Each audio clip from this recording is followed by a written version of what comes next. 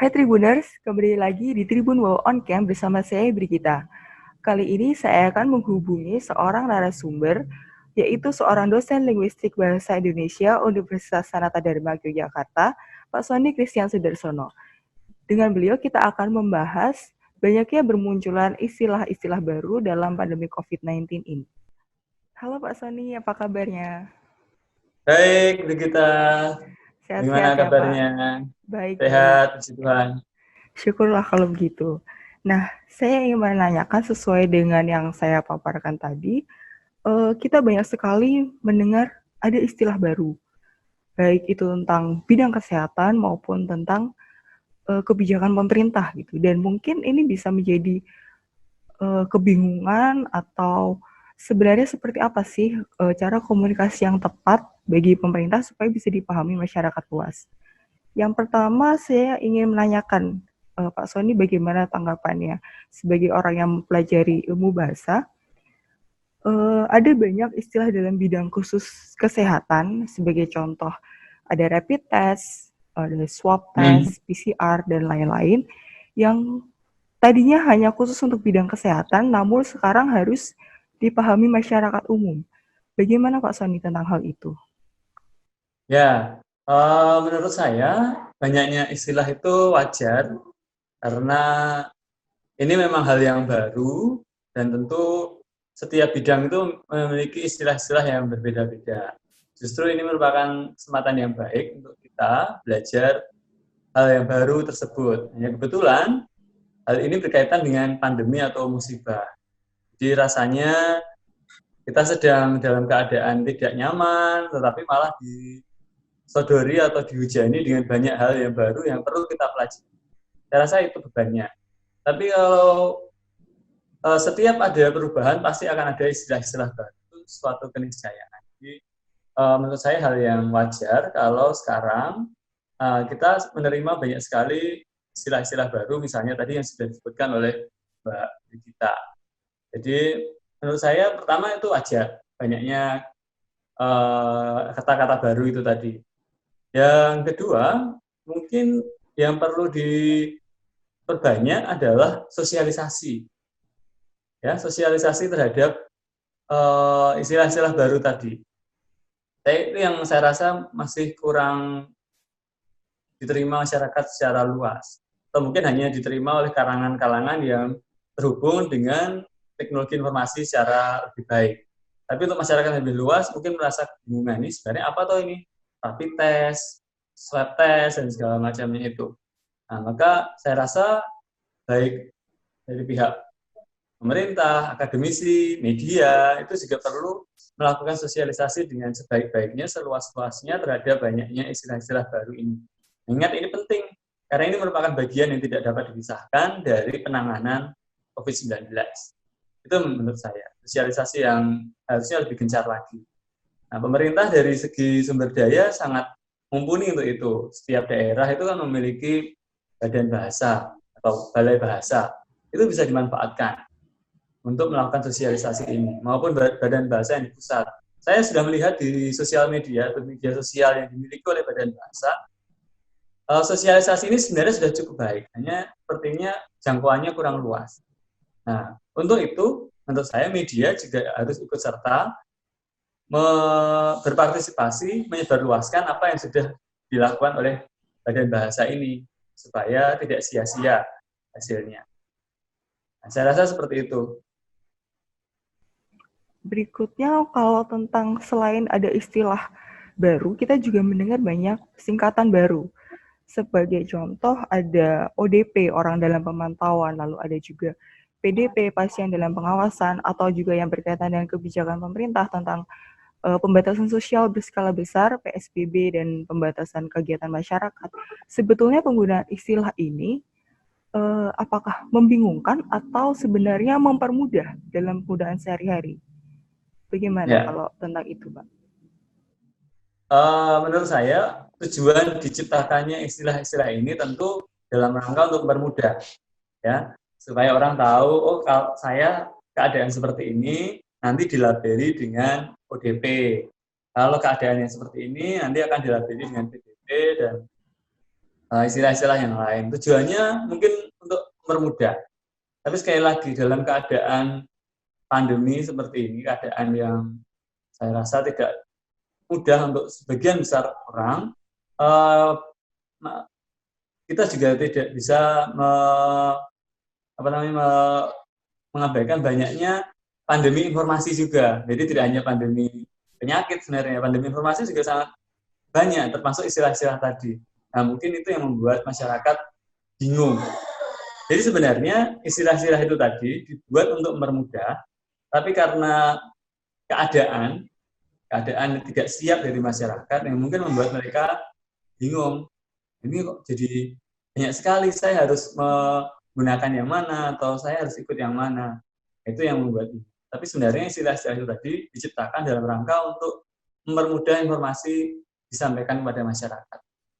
Dan Karena banyak menurut juga saya ya sudah Pak cukup baik. yang bingung, misalkan apa sih bedanya ODP dengan PDP, apa bedanya PSBB dengan PKM gitu, apa sebenarnya apa yang harus kita lakukan. Sebenarnya banyak juga yang bingung ya Pak ya. Ya, soal kebingungan itu tentu soal penjelasan. Ya, jadi semua istilah-istilah tadi sudah dirancang sedemikian rupa dengan baik. Kalau kita cermati, ada definisi ini, ada kata ini definisinya ini, istilah ini definisinya ini, sebenarnya sudah cukup baik. Nah, hanya yang perlu dilakukan berikutnya adalah penjelasan. Mungkin menurut saya penjelasannya yang kurang, sehingga orang bingung apa bedanya PSBB dengan karantina wilayah. Nah, itu yang membuat orang bingung. Seakan-akan semua sama, bahkan kalau kita cermati di masyarakat, orang tahunya hanya satu, lockdown. Ya, Jadi lockdown itu sekarang kita juga sempat lockdown. dibicarakan. Nah, itu yang bikin. Ya, semua akhirnya dipukul rata. Oleh masyarakat, kebanyakan seperti itu memang.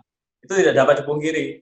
Masyarakat sering menganggap, ya inilah, sekarang kita lagi lockdown. Nah, padahal yang dimaksud hanya social atau physical distancing, atau pembatasan sosial atau pembatasan fisik. Padahal belum sampai PSBB sebenarnya, baru kita sekarang untuk wilayah tertentu kan sebenarnya baru physical distancing atau pembatasan fisik, tapi orang sudah menganggapnya ini lockdown. Selain itu juga kita banyak mendengar ada istilah asing yang digunakan, seperti yang tadi Bapak Sony sebut, ada social distancing atau physical distancing, yang kemudian diterjemahkan secara sederhana sebagai jaga jarak. Lalu ada juga yang kita sering dibicarakan akhir-akhir ini adalah tentang new normal. Mengingat berbagai macam latar belakang masyarakat dengan berbagai macam latar belakang pendidikan, bagaimana penggunaan istilah asing ini? Kalau menurut Pak Sony? Nah, dalam tata istilah bahasa Indonesia, setiap kali ada istilah baru masuk ke dalam bahasa Indonesia, tentu ada proses-proses yang harus dilalui supaya dapat memiliki padanan dalam bahasa Indonesia. Ya, itu sudah dilakukan oleh Badan Bahasa menurut saya. Social distancing menjadi pembatasan sosial, physical distancing menjadi pembatasan fisik, rapid test menjadi uji cepat atau tes cepat, lalu new normal lalu dipadankan dengan kenormalan baru dan sebagainya. Nah, itu yang menurut saya soal istilah-istilah itu kadang terlambat dipadankannya. Jadi masyarakat sudah lebih familiar atau lebih terbiasa dengan istilah-istilah asing. Sebenarnya kita sudah mencoba untuk menggunakan istilah-istilah yang lebih sederhana, dapat dipahami dengan bahasa Indonesia. Sosialisasinya saya rasa juga kurang begitu cepat. Gencar mungkin sudah, tapi jarak antara istilah asing muncul dengan istilah Indonesia yang muncul, saya rasa jaraknya tidak terlalu cepat. Jadi ada jarak yang ada rentang waktu yang cukup lama yang membuat orang sudah bingung terlebih dahulu. Apa itu social distancing, apa itu lockdown, apa itu new normal yang sekarang sedang marak. Nah, terkait dengan new normal itu yang berbahaya menurut saya. Karena banyak yang mengira, karena penjelasannya terlambat, atau mungkin simpang siur, banyak yang mengira new normal itu sama seperti sedia kala. Sudah kembali kepada keadaan semula. Karena orang hanya melihat normalnya saja. Tidak melihat new normal. Padahal new normal itu sebenarnya adalah yang dimaksud kan tentu adalah hal yang benar-benar baru, sesuatu yang akan menjadi kebiasaan baru di masa yang akan datang. Tapi orang sudah menganggapnya, oh kita sudah new normal, sudah wajar, sudah seperti sedia kala. Itu yang kadang keliru. Padahal ada masih banyak protokol kesehatan yang harus dipatuhi ya Ya, betul dalam new sekali. normal itu ya. Iya. Sebenarnya seberapa penting menyediakan padanan bahasa Indonesia untuk istilah-istilah asing tersebut? Atau sebenarnya ya wajar saja kita menggunakan istilah asing itu? Mungkin menurut saya disediakannya padanan itu dalam rangka mempermudah pemahaman, karena orang mungkin lebih paham kalau menggunakan bahasa Indonesia. Tapi menurut saya juga yang tidak kalah penting adalah penjelasannya terlebih dahulu. Jadi sambil memikirkan padanannya, kita tetap perlu menjelaskan isinya, ya. Jadi jangan hanya sibuk dengan bungkusnya. Ini new normal diganti dengan kenormalan baru atau kewalajiban baru atau normal baru, tapi isinya yang harus dijelaskan. Apa yang dimaksud dengan new normal? Apa yang dimaksud dengan istilah-istilah sebelumnya tadi ya, PSBB? Apa yang dimaksud dengan lockdown? Isinya ini yang kadang tidak sampai ke masyarakat. Berarti bisa Jadi dikatakan orang seperti bingung. ada putus informasi di sini. Hanya tersampaikannya tersendat. Saya kurang tahu masalahnya ada di mana. Tapi apa yang dimaksud tidak tersampaikan dengan baik ke tengah masyarakat, dan itu membuat orang bingung. Tapi tidak semua masyarakat mengalami kebingungan itu. Tentu masyarakat-masyarakat yang sudah melek informasi dan bisa mengakses segala macam sumber informasi dengan baik, memahami sebenarnya new normal itu apa. Tapi yang kurang, karena tingkat literasi di Indonesia juga beragam ya, saya tidak mengatakan rendah, tapi beragam. Ada yang tinggi, ada yang juga rendah. Nah, itu yang membuat orang bingung. Masih berkaitan juga dengan istilah asing ini, ada satu hal yang menarik bagi saya, Pak, yaitu dalam sebuah konferensi pers gugus tugas COVID-19 yang diselenggarakan di BNPB, seorang motivator, Mary Riana, dia memberikan sebuah mantra bagi kita supaya tidak mengeluh selama masa pandemi ini. Namun mantra itu disampaikan dengan istilah asing, yaitu bahasa Inggris. Saya bacakan saja, get up, dress up, show up, and never give up. Ucapan ini sempat menimbulkan sorotan di media sosial oleh warganet, karena selain dinilai tidak tepat, lalu juga menggunakan istilah asing. Kalau Pak Sony sendiri menanggapi hal itu bagaimana tentang ucapan Mary Riana ini? Ya, saya sudah mencoba membaca apa yang dimaksud oleh Mary Riana itu tadi. Sekali lagi, isinya baik. Apa yang ingin disampaikan.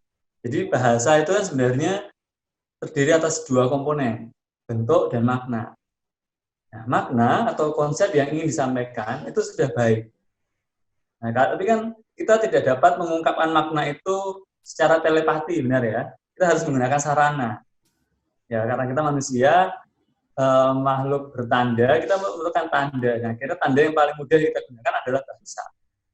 Nah, mungkin Meriana menganggap konsep yang dia pikirkan itu tadi, ya, dari apa tadi yang disebutkan oleh Get up, dress up, show get up, and up, ya, never get give up up. sampai never give up tadi, sebenarnya konsepnya baik. Nah, sekarang Meriana memilih menggunakan wadah, menggunakan bungkus atau menggunakan bentuk yang seperti itu tadi, menggunakan bahasa Inggris atau bahasa asing. Nah, mungkin yang menjadi permasalahan adalah masyarakat mungkin menerimanya berbeda. Karena yang diterima adalah bentuknya, bukan maknanya. Ya, itu sama seperti new normal tadi, Mbak Brigita. Iya. Ya, ketika pemerintah coba menggulirkan wacana new normal, yang dimaksud adalah kita harus bangkit,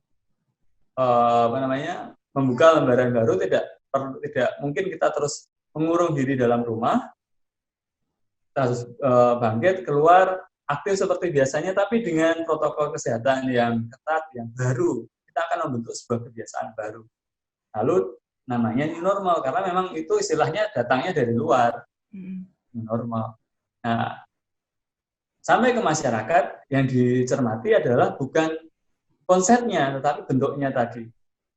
Bentuk itu tadi ditafsirkan ulang oleh masyarakat, nah mungkin penafsirannya tadi berbeda dengan makna yang ingin disampaikan di awal.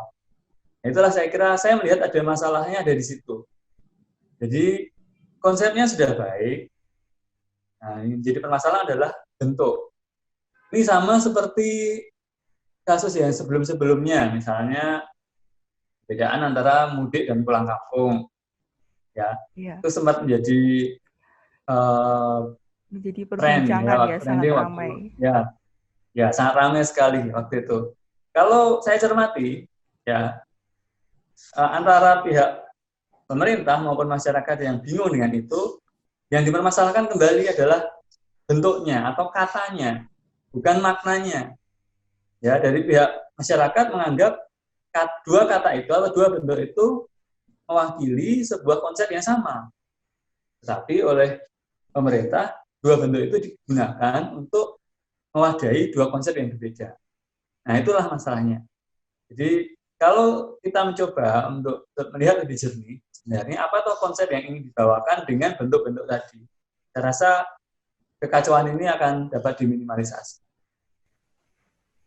Lalu juga tentang istilah yang kontroversi yang tadi seperti sudah Pak Sony sebut, dan ini menjadi kontroversi karena diucapkan oleh Presiden Joko Widodo sendiri, yaitu salah satunya tadi ada tentang mudik versus pulang kampung, dan yang kedua adalah berdamai dengan corona. Banyak yang menganggap ini rancu, seperti apakah kita berarti menyerah dengan corona atau kita membiasakan diri hidup dengan corona. Banyak yang kemudian bingung dengan ucapan ini, dengan istilah ini, karena disampaikan oleh apalagi seorang Jokowi gitu. Kalau tentang itu bagaimana, Pak?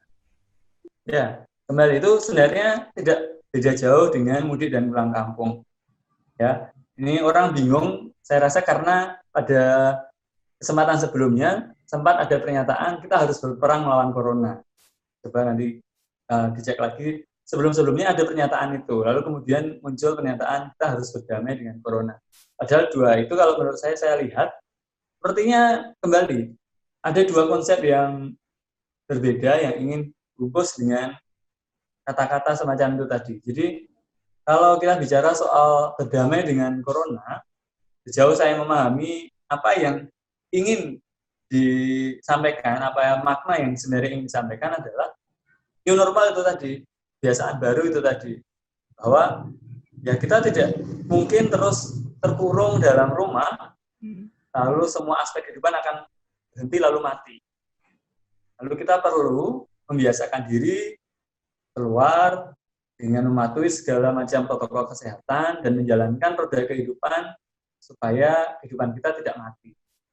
Kemudian konsep semacam itu tadi dibungkus atau diwadahi dengan nama berdamai dengan corona. Disampaikan kepada masyarakat. Nah, masyarakat melihatnya, apa maksudnya berdamai dengan corona? Jadi menafsirkan sendiri apa yang dimaksud dengan berdamai dengan corona. Karena ada hal yang terputus tadi sebenarnya. Berdamai dengan corona itu maksudnya seperti ini. Sampaikan kepada masyarakat, sebagian dari masyarakat menafsirkannya berbeda. Saya rasa itu yang menjadi masalah. Baik Pak, sebagai penutup saya ingin tanya, jadi sebenarnya kalau kita simpulkan dari pembicaraan tadi, sebetulnya seperti apa sih cara komunikasi yang efektif yang bisa diterima oleh masyarakat secara umum dengan berbagai latar belakang pendidikan, latar belakang kehidupan, aspek kehidupan lainnya, tetapi tetap nyaman digunakan sehari-hari? Ya, kalau menurut saya kita tidak bisa mengandalkan satu pihak. Untuk saat ini kita harus bersinergi, mau semua pihak harus bersatu.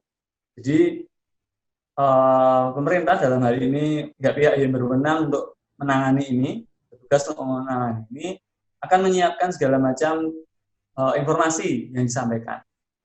Nah, setelah itu, saya rasa harus semua komponen yang mereka miliki, yang pemerintah miliki harus dioptimalkan. Kembali lagi, tadi saya katakan, pemerintah itu punya setiap provinsi selalu punya balai bahasa. Kalau kita bicara soal bahasa ya, komunikasi. Nah, kalau ada istilah baru, menurut saya setiap balai bahasa ini melalui badan bahasa di pusat bisa dioptimalkan untuk bekerja sama, menyampaikan itu pada masyarakat dan juga kepada media. Oh iya. Nah, saya rasa media juga harus digandeng. Nah, ini yang menurut saya agak terputus. Nah, harusnya digandeng nih. Jadi, semua infrastruktur yang dimiliki pemerintah harus digunakan. Tadi ya, kalau dari segi bahasa jelas badan bahasa dan balai-balai bahasa di setiap provinsi. Lalu yang di pusat tentu akan menghubungi media-media nasional yang berkantor di Jakarta, dan balai-balai bahasa yang di setiap provinsi ini bisa menggandeng media-media daerah, media massa daerah untuk menyampaikan informasi-informasi yang ingin disampaikan oleh pemerintah. Jadi saya rasa harus ada sinergi dari semuanya, termasuk juga kepada misalnya pengelola media sosial, konten-konten kreator. Saya rasa juga perlu ikut mengedukasi masyarakat dengan cara menjelaskan sebaik-baiknya seperti apa yang dimaksud pemerintah, lalu diberikan secara jelas kepada follower-follower atau pengikut-pengikut yang mereka miliki. Saya rasa kalau semua bersinergi melakukan itu, miskomunikasi itu tadi bisa diminimalisasi. Tapi yang saya lihat untuk saat ini memang itu belum sepenuhnya terjadi. Memang sudah ada beberapa media yang baik mencoba menjelaskan itu, ada juga para pencipta isi di media sosial yang sudah menciptakan itu, tapi belum semua. Saya rasa belum ada yang secara terstruktur digunakan untuk itu. Kalau itu kita kerjasama dengan baik, saya rasa komunikasi yang ingin disampaikan akan berjalan dengan lancar. Mengingat masyarakat kita sangat majemuk, sangat Gitu, beragam. apakah perlu mungkin ada komunikasi dari satu pintu? Jadi informasi hanya bersumber dari satu pintu, lalu disebarluaskan ke tempat lain, seperti yang seperti gugus tugas itu kan juga di daerah-daerah juga setiap kota, setiap kabupaten pasti punya gugus tugasnya dengan juru bicara masing-masing. Apakah itu juga perlu digalakkan supaya informasi itu Saya rasa perlu. satu pintu? Ya, saya rasa itu perlu. Jadi selain ahli kesehatan yang berbicara, juga sepertinya pemerintah memerlukan ahli komunikasi, ahli bahasa atau ahli komunikasi untuk menyampaikan itu. Jadi selama ini kan ahli kesehatan yang bicara di depan, menjelaskan segala macam, tapi dari segi komunikasi verbal, bahasa itu yang menurut saya perlu diperbaiki lagi, ditingkatkan lagi. Supaya sekali lagi ya, satu pintu itu benar. Jadi itu ya Pak ya kesimpulannya. Yang penting adalah menyiapkan penjelasannya dulu, kemudian baru istilahnya, dan memastikan informasi itu sampai dari satu pintu, penjelasannya sama, dan melibatkan sebanyak mungkin instansi di daerah. Bahkan bisa juga melibatkan balai bahasa gitu. Iya, karena kita sekarang bicara soal istilah yang itu bahasa. Jadi saya rasa balai bahasa juga harus bertanggung jawab menyampaikan itu kepada masyarakat, membuat sosialisasi. Ini ada istilah baru, misalnya yang dulu ya, ada social distancing, lalu ada pembatasan sosial, maksudnya apa, dijelaskan. Lalu ada yang segala macam, terakhir new normal itu apa, dijelaskan. Supaya tidak terjadi salah paham. Oke, baiklah. Saya rasa sekian saja Pak Sony, terima kasih atas waktunya. Terima kasih, Brigita. Ya, sampai jumpa di kesempatan berikutnya. Terima kasih Pak Sony. Baik, terima kasih. Ya. Demikian Tribuners, diskusi saya dengan Pak Sony tentang istilah-istilah baru yang kita kenal selama pandemi COVID-19. Ikuti terus Tribun Wow on Cam hanya di YouTube Tribun Wow Official. Terima kasih sudah nonton. Jangan lupa like, subscribe, dan share ya.